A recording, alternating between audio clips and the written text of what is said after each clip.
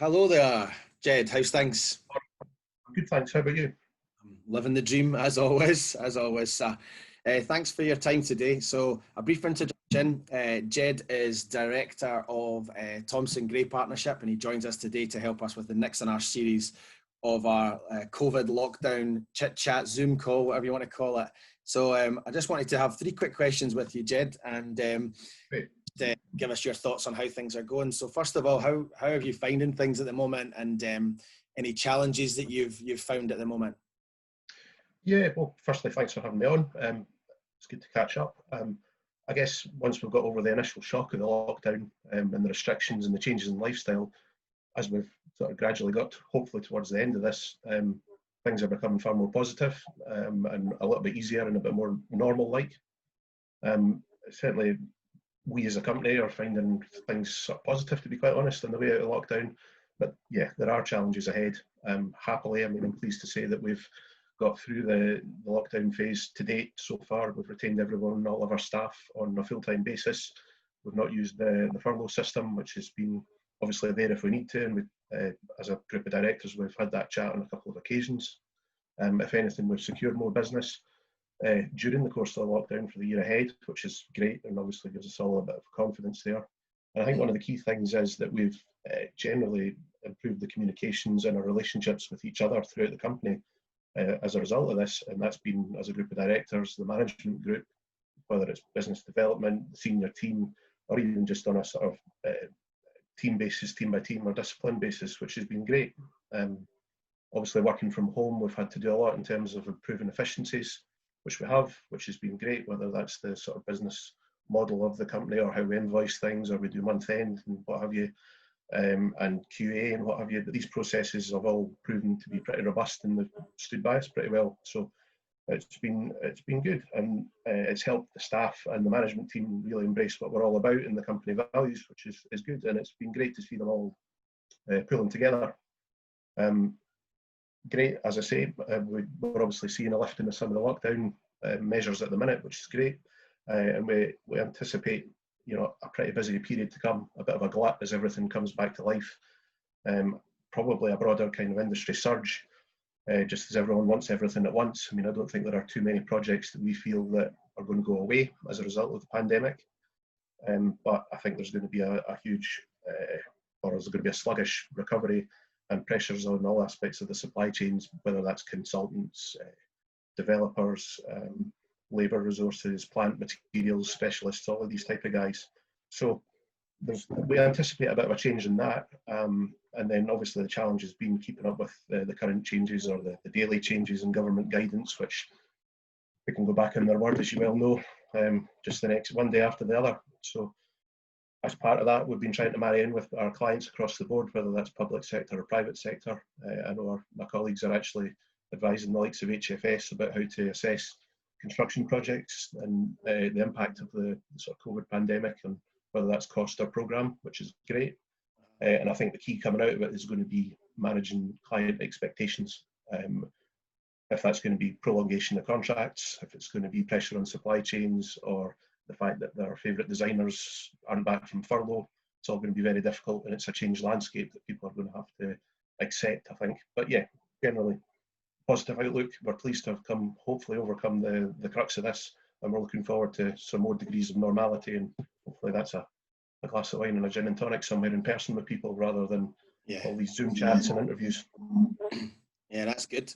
You're obviously, you've got your business plans obviously at Thomson Gray's worked well, and your strategies over the last few years and stuff like that, and you're obviously super efficient, because I've only asked one question and you've answered all four of my questions, Jed, so top marks for you there, mate.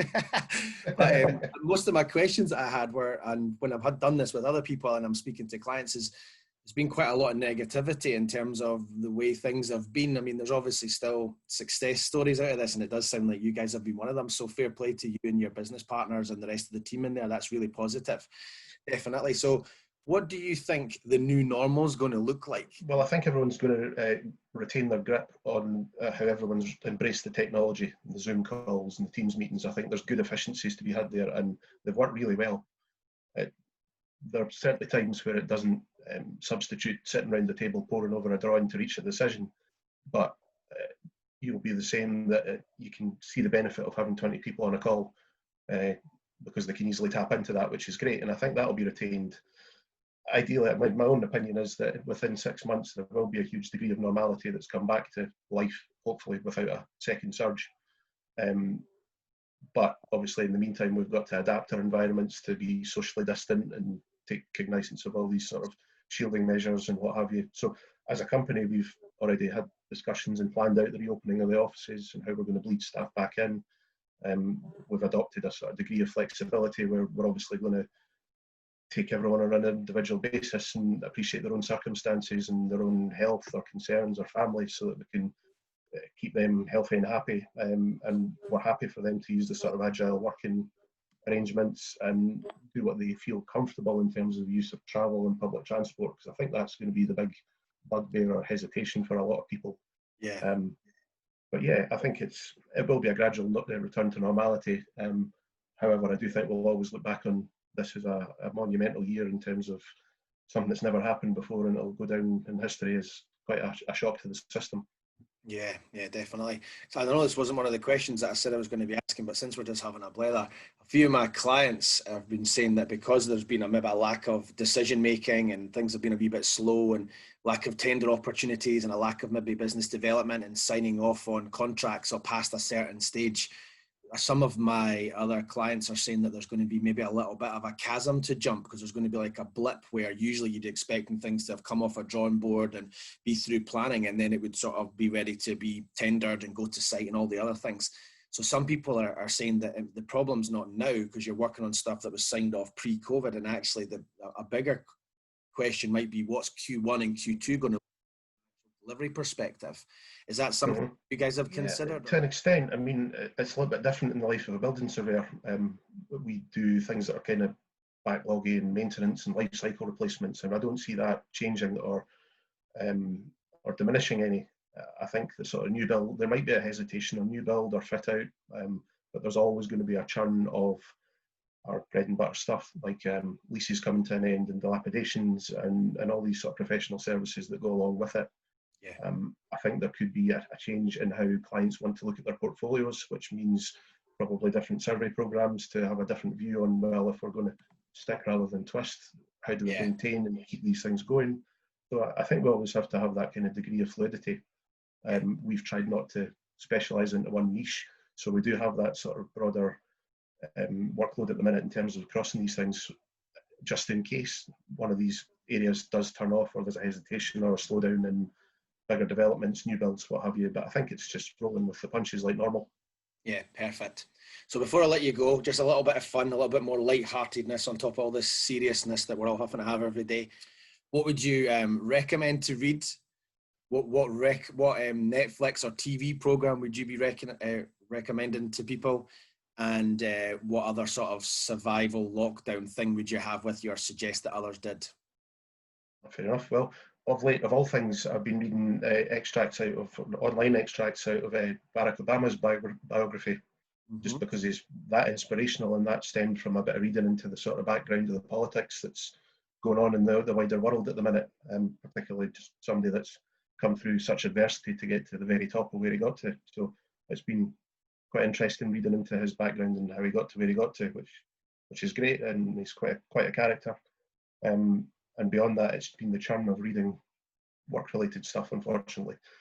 So I'm not huge on reading at the minute, but that's certainly been one that's caught my eye. Netflix-wise, I've been enormously following the popular trends. So I've been the likes of Hunters on Amazon Prime with Al Pacino, White Lines on Netflix, and the likes of The Mandalorian on Disney+. So very much following the herd, just as a bit of escapism with a glass of wine of an evening, which is what it is, and I'm not unapologetic for it.